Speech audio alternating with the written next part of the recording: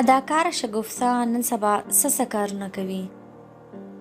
دوستانو په پښتو ډرامو کې داسې اداکارانې تېرې شوي چې همیشه به یې خلک یاد ساتي، ځکه چې هغوی پښتو ته داسې ډرامې ورکړي چې همیشه یې خلک یاد ساتي.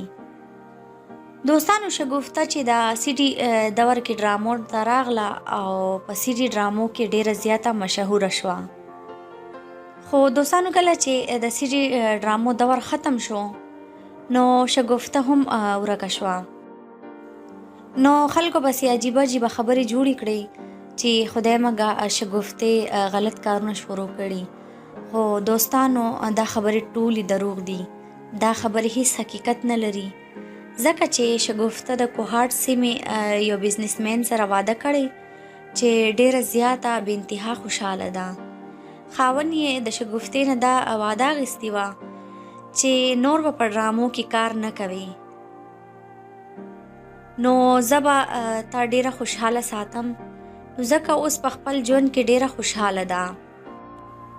نو کم خلک چې د ویوز لپاره شګوفتې باره کې داسې عجیبه عجیبه خبرې کوي نو دا مکمل دروغ دي. دوستانو دا به زموږ نننی ویډیو، که ویډیو مو خوښه شوې وي نو ویډیو له سره یو لایک ضرور وکړئ او چینل در سره هم سبسکرایب کړئ. ویډیو سره مخکې د خپل دوستانو سره هم شریکه کړئ. اوس راکړئ ماته اجازت.